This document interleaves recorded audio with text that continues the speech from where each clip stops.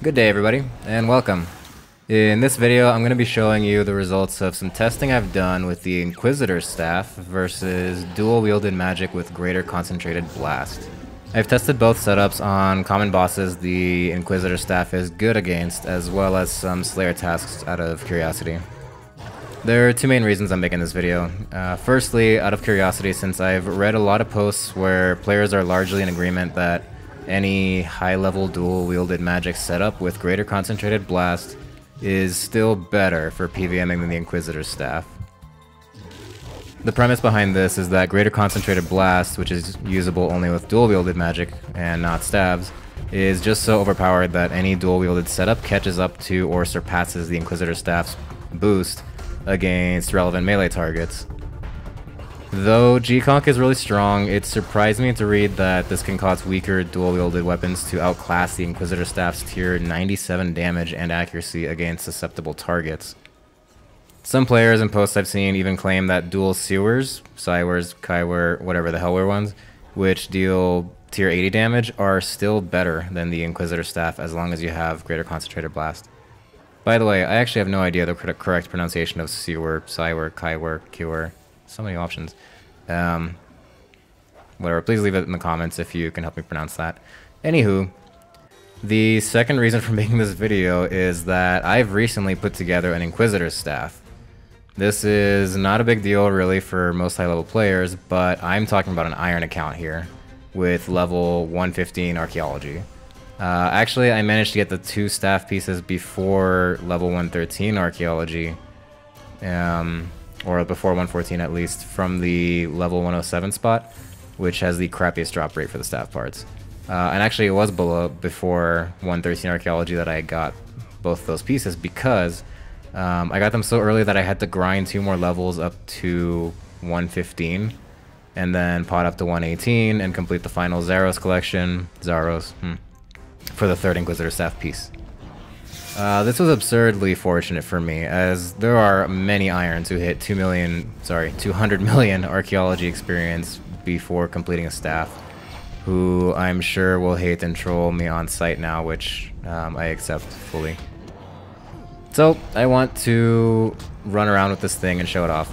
My primary mage setup uses dual tier 88 Sea Singers, as well as a full set of the tier 88 Sea Singer armor. I've always loved this setup, even on my main, because I'm not a fan at all of grinding out tier 85 or 90 mage gear the other ways. I always really liked using ports for that. Thusly, this is the setup I've tested with, so let me go over that now quickly. I used exactly the same setup for all testing in this video, the only difference being either the Inquisitor staff or dual Sea Singers equipped. There are a few important details I want to clarify about the setups. If you don't care, this video is timestamped, so you can just skip straight to the testing and test results. Otherwise, the first thing I want to mention is that I do not have the Enchantment of Affliction, I believe it's called, that applies an additional 5% damage boost to the Inquisitor staff susceptible targets. My original intent was to Iron Man that out before making this video, but I found that grinding the slivers for that in ED4 is going to take a lot longer than I expected. So I will do that later when I need to grind some Dungeoneering tokens anyways. But it's probably better this way actually anyways, because when I do get that enchantment, I plan to make another video with the same testing I've done here to see what kind of a difference that makes. Second, there is an important detail to note about the Inquisitor staff damage scaling. The effect of the staff boosts damage against melee-based targets by 12.5% and accuracy by 10%. Which brings it to about tier 97 against affected targets. Otherwise, it's a tier 80 staff. The first thing about this is that spells of the tier 80 damage will do exactly the same damage as higher tier spells, even tier 99 ones. This is basically because the base damage of the spell you use is capped at tier 80, and then the damage is boosted by 12.5%. That's because it's a tier 80 staff, so it doesn't matter if you use higher tier spells. They get capped at tier 80, and then the boost is applied.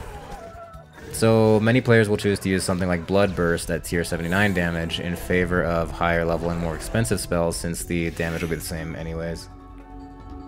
Regardless, for the purposes of this video, I've used Exsanguinate as the main spell for both setups. This is because it builds up the 12% damage boost to basic abilities over time, and it's a nice boost to have active for both testing setups and to keep it even for both. The second important thing to note is that other damage calculations with the Inquisitor staff are done using tier 80 damage, even if you're fighting a susceptible target. This includes secondary things like poison damage and invention perks like Crackling and Aftershock.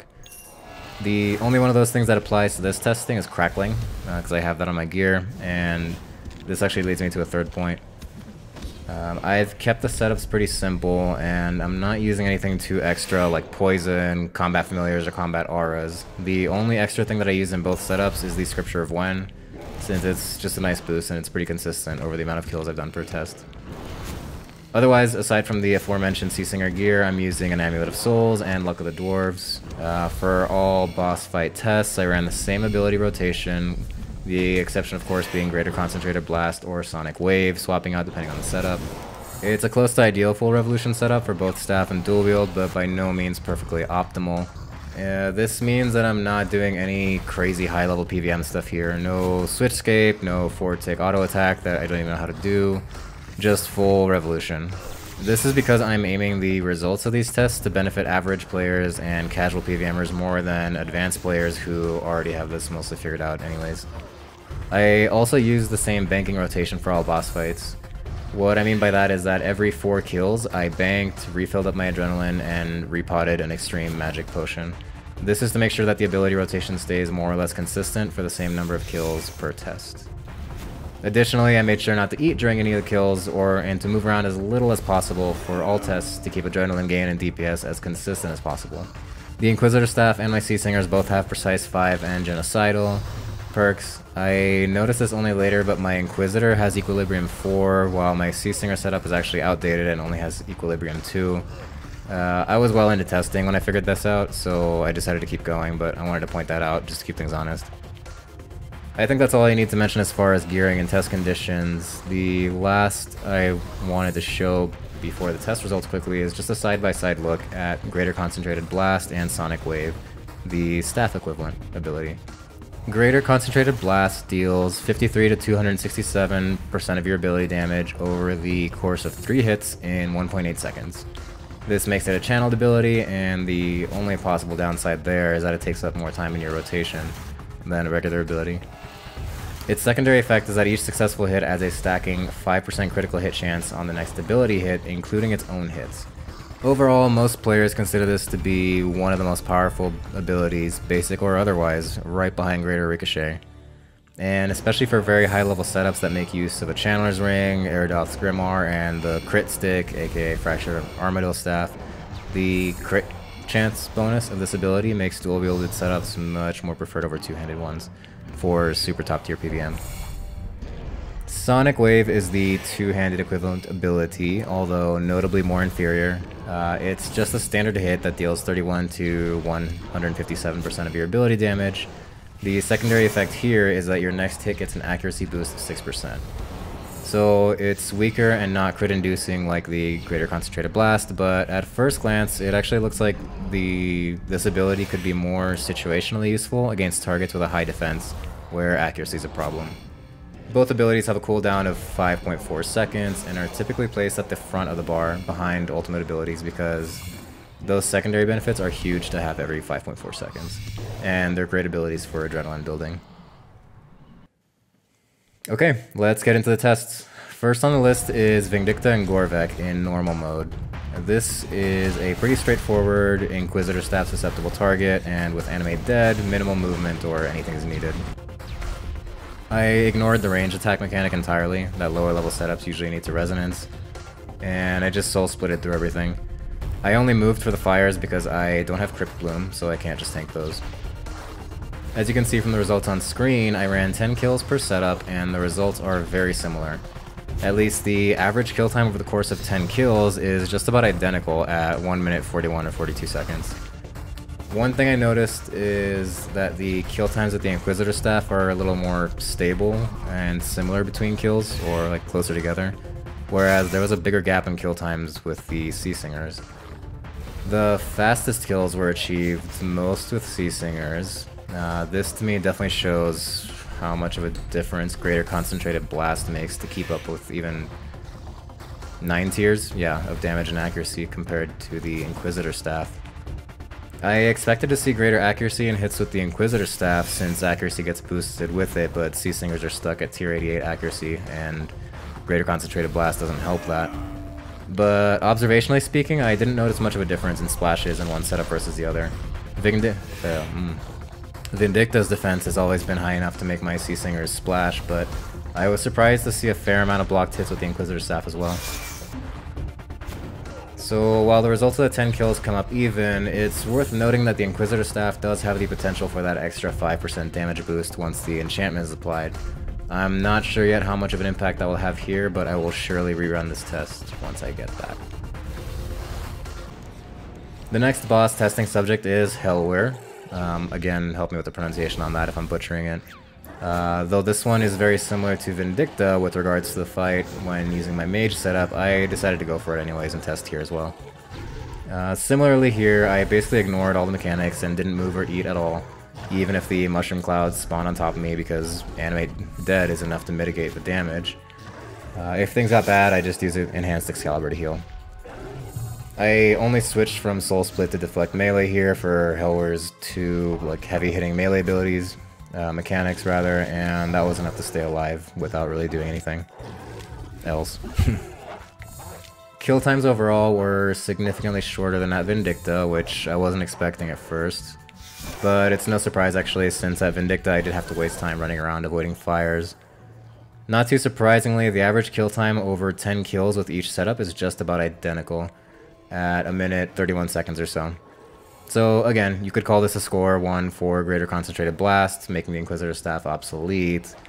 But I have the same comment as with the Vindicta results stat, which is that things could be a smidge different once the 5% damage boost enchantment is applied for the Inquisitor Staff.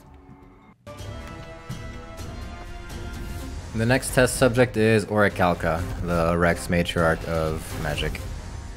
Sorry, Melee, the one who you use magic on. Anyways, one very important gear change I made here for both setups was that I switched to the Amulet of Salamancy.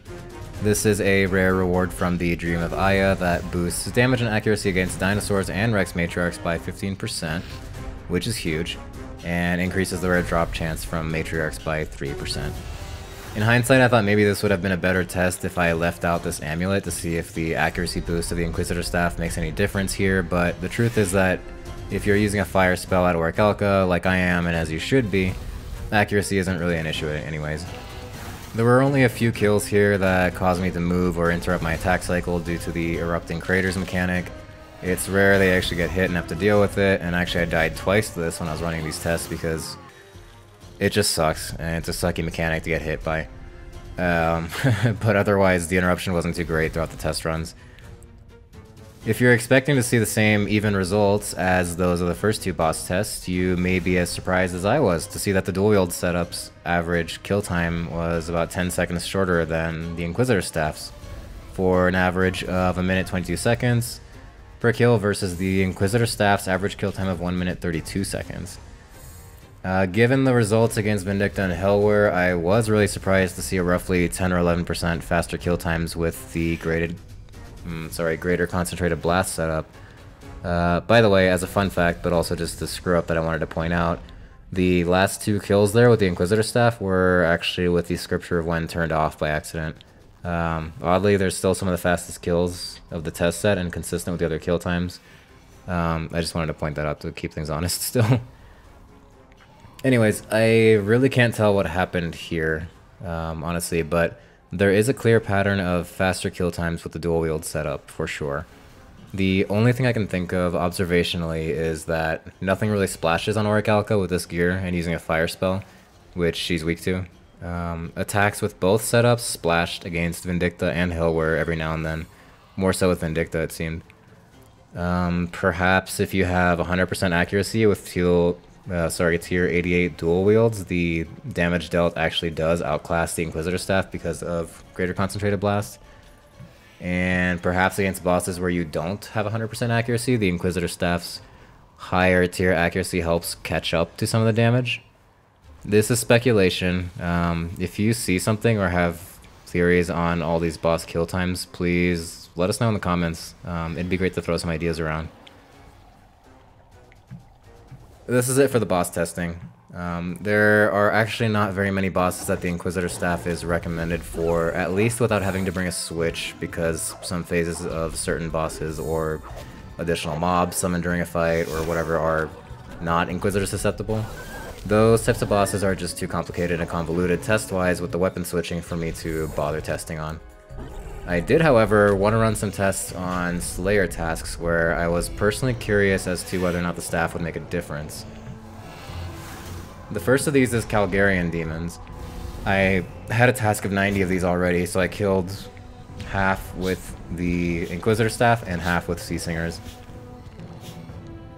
It is worth noting that since both weapons have the genocidal perk, damage does increase slightly over time as I move through the task. I wanted to test on Kal'gerions because they have incredibly high defense, more than many bosses even. I was curious again here whether or not the Inquisitor's accuracy or damage bonus would put it over the Sea Singers. Basically, this test was simple. I just went through my task, killing the demons as fast as possible, focusing on one at a time as far as ability rotation. In other words, I didn't use any AoE abilities besides Fire Breath.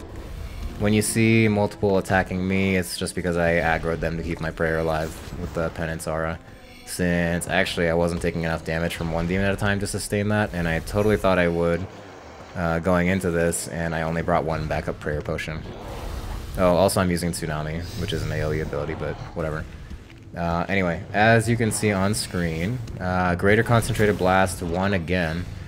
Now, I did do the first 45 demons with the Inquisitor staff and the last 45 with Sea Singers, which means that Sea Singers got a genocidal damage boost of 3 to 6% versus a 1 to 3% boost that the Inquisitor staff got.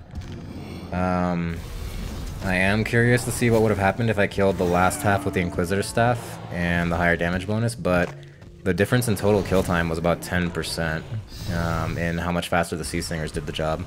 In my opinion, the genocidal boost can't account for all of that. I was most curious about accuracy here, and observationally speaking, I saw about the same amount of splashes with both setups. I honestly thought that for simple AFK-ish Slayer tasks, the Inquisitor staff might outclass Greater Concentrated Blast, but this little test shows otherwise. The next Slayer creature I tested on was much more interesting to me, Greater Demon Berserkers in the Wilderness. I was very curious about how this would pan out because the entire premise of these things is that the damage dealt is based entirely on your accuracy bonus, aka your accuracy tier. Theoretically, there should be a roughly 9% damage difference between the Inquisitor staff and Sea Singers, right, due to the tier difference. By the way, I should note that I'm not on task here, because Mandrift didn't want to give me any after a bunch of task cancellations, and I could not be arsed at this point to put that much effort into it. Anyway, the Inquisitor staff came through, actually, with the results I expected and hoped for, finally. Now, I only tested 4 demon kills per setup, which is not a lot, but A, I was pretty over the testing process at this point, to be honest, and B, from what I was able to see here, those 4 kills are actually very telling. The Inquisitor staff did average better kill times by about 8.5% over the Sea Singers. I honestly would have been very confused if Greater Concentrated Blast won this round for a few reasons. The entire mechanic of these demons means that none of your attacks can splash at all, and that the damage dealt is entirely dependent on your accuracy bonus. Since there, since there are other mechanics like Poison and Crackling and Aftershock that use tier 80 for the Inquisitor staff's calculations, regardless of the target, I was curious to see if the same thing would happen here, but I didn't expect it to, and I'm happy that, as far as I'm concerned, this confirms that the high tier accuracy boost is applied to these demons. So that wraps up the testing. Personally, I am a little disappointed in the Inquisitor staff's performance, and you could equally say that I'm very astounded at just how powerful of an ability Greater Concentrated Blast is. It's literally a game changer that takes your mage setup to a whole nother level, at a cost substantially lower than the Inquisitor staff, and it works against all enemies. Am I going to keep my Inquisitor staff anyways and use it as often as I can? Absolutely, totally. I love Sea Singers, but This is still an iron with less than like 60 million archaeology experience at the time that I excavated the first 2 pieces of the staff, and so I am 100% strutting this thing every chance I get. Plus, I will be grinding for the enchantment soon for the 5% damage boost, and I am definitely going to rerun these tests with the same conditions and see if that tips the scales at all. Now, for iron and non-iron players alike who maybe have a limited GP budget, would I recommend an Inquisitor staff over another dual wield setup? For certain cases, yes, if you plan on doing certain grinds for a while. If you have tier 88 Sea Singers or better already, it's going to be less impactful if you're going to be grinding bosses like Vindicta or Helwyr, as you'll get similar results compared to grinding with an Inquisitor staff.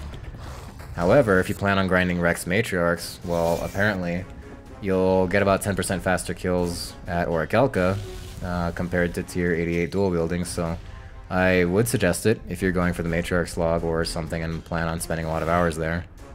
As far as slaying, it seems like at least at Greater Demon Berserkers, it's well worth it to carry the Inquisitor staff. If you plan on slaying these with the Scrimshaw of Sacrifice or something for ridiculous combat Slayer and Slayer experience rates, it definitely seems like the Inquisitor staff tops lower tiers of weapons. This would only apply though if you're only killing the Berserkers, as the staff won't have any effect on the Ash Lords, it'll just be tier 80, which is terrible. If you have Crypt Bloom or otherwise are able to tank multiple demons at once with a cannon or something and not die, then you not only would be better off with a dual wield setup, but at that point you probably have enough money to just get a tier 95 Fracture Armado staff anyways and switch scape your way through that. Anyways, that's all I have for you in this video. In conclusion, it appears that Greater Concentrated Blast is extremely fracking powerful, and in seemingly most cases, it does make the Inquisitor staff feel pretty obsolete. However, for players that haven't gotten very far in player ports for Sea Singer weapons, and don't want to spend over 1 billion on seismics and plan on grinding melee-based bosses, the Inquisitor staff at the very least keeps up and is much more of a budget-friendly option at just under 300 million as of right now. The enchantment for the 5% damage boost, FYI, is sitting at about 200 million GP right now as well. Thank you for watching all the way through. If you've made it all the way here, I really appreciate it. Please leave any thoughts on this in the comments, and please give this a like and subscribe if you enjoy content like this. I'll catch you in the next one.